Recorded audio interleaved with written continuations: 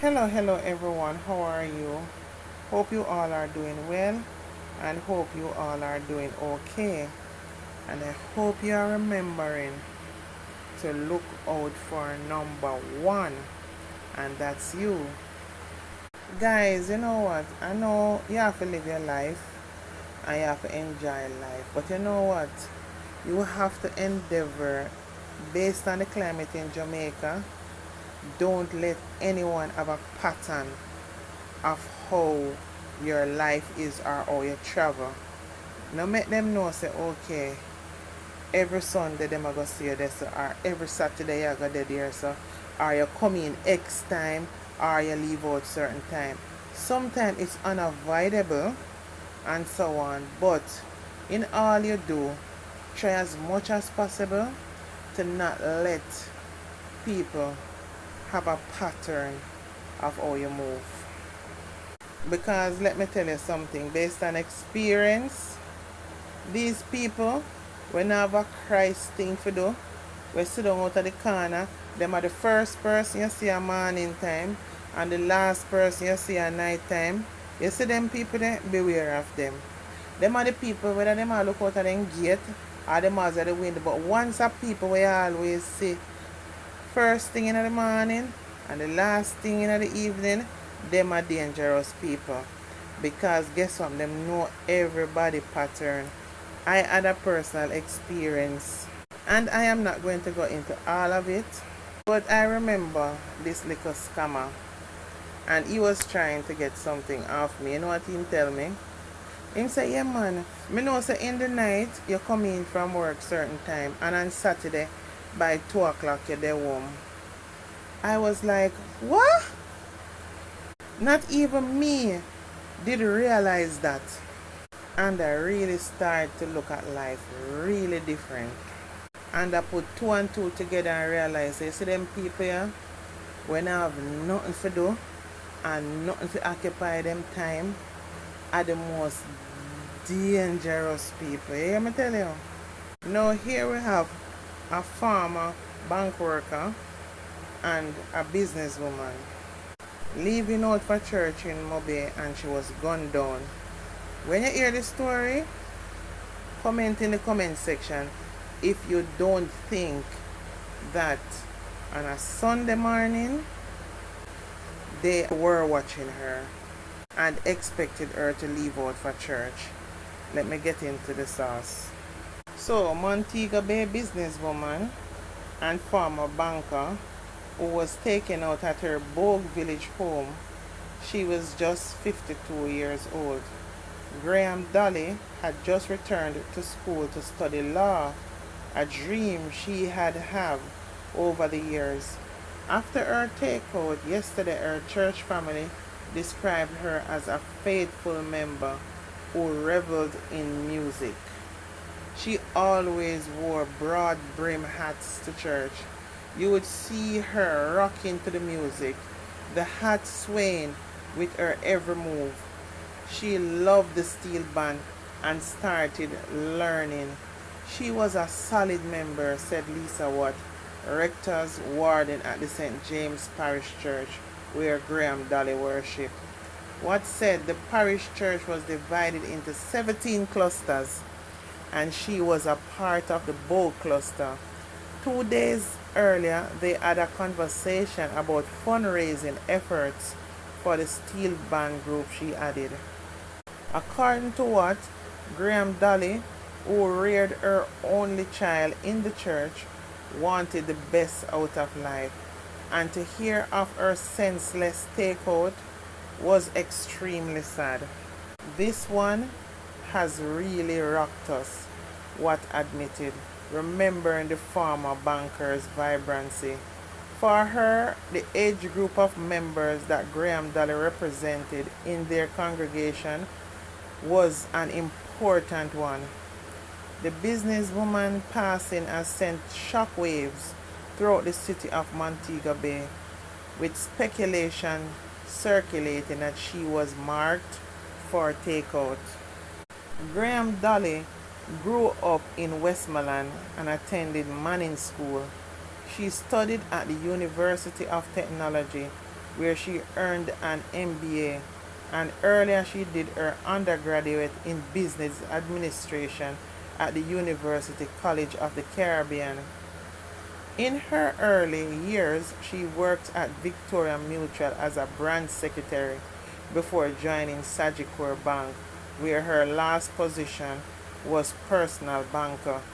She also spent time at Pan Caribbean Financial Services Limited, where in 2009 she was named Team Member of the Year.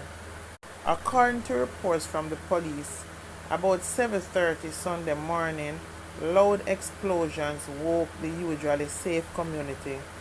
The police were called and on arrival saw Graham-Dolly's remain laying face down in a pool of blood. She had been shot in the upper body and head. Efforts to get an update from the police high command up to press time proved unsuccessful. So guys, can you imagine 7:30 on a Sunday morning? Them never have no little egg and sausage and bread for fry. Them not have no little callaloo and sawfish and boiled 2-finger banana and cornmeal dumpling for go do. They never have no meat for season, no coconut for grater, for go cook no little red rice and roaster. Good grief man, Sunday morning, you know say something up. Something got to give. This seems as if this was a hit. Because based on the scene, they wanted to take her out. This is not a random thing. Them no thief nothing, them no take nothing off her, you know. The thing with Montego Bay, and she was a businesswoman in Montego Bay. Doing business in Montego Bay is a very ticklish thing. You have to know what you do. You have to know the right people. And you have to know to organize yourself, because nobody not really escape extortionists. And just maybe, just assuming, because based on the climate of what is going on, and remember there's no real source of what is the reason for her takeout. So based on what she does, I'm speculating that it could be business extortion. Because you see these brutes, them not take no day off. And based on the kind of job that I do, Mobay is one of the parish that I have to go into from time to time. And I hear what these business people have to go through in Montego Bay. And if you're not paying, it is fatal. And no matter how you couldn't feed the poor, help the homeless, donate to the mentally ill, they do not care.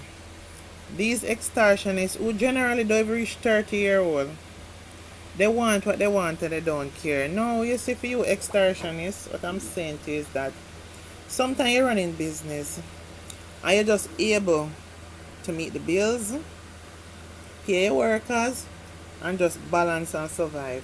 There is certain things that is a must-have. Like you have to have a motor vehicle to get you from one place to the next. And it might look like, oh, you know, upon the vehicle where the person drive. Trust me, it's not much that finish pay for those vehicles.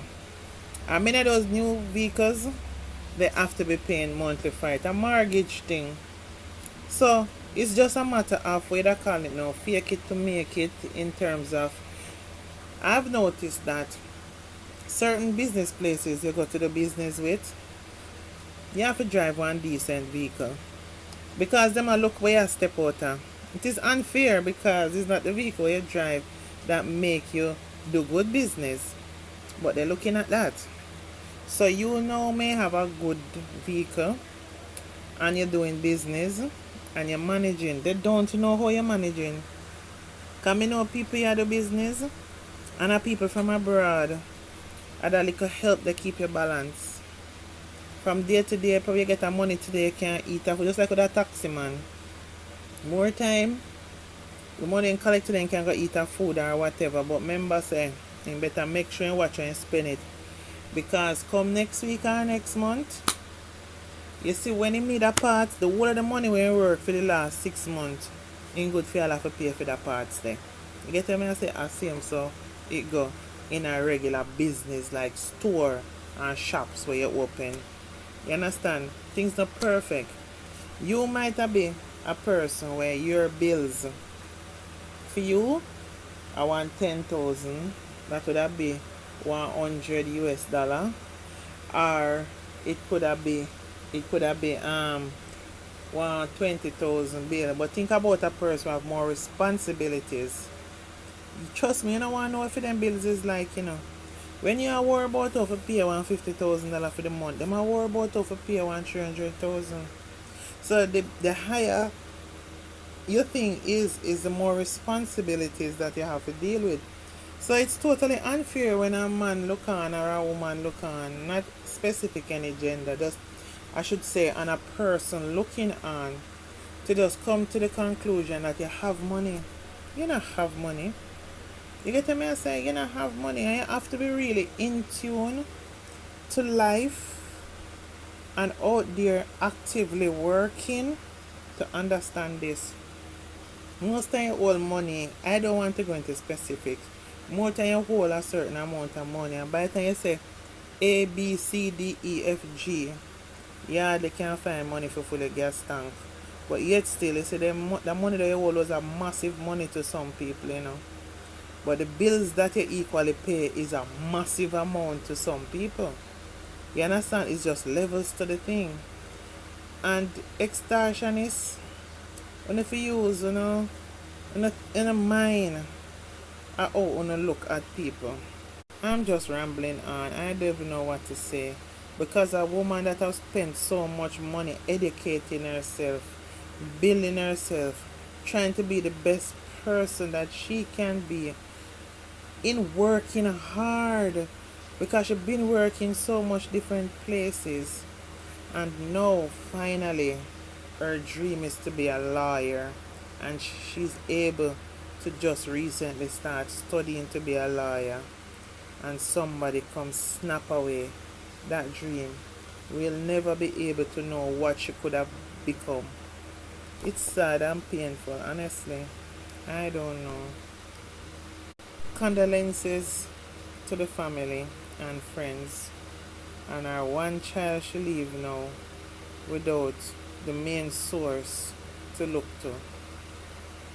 Ah boy. Anyway guys, please remember to like, comment, and subscribe to my platform, please. Love you all. Bye for now.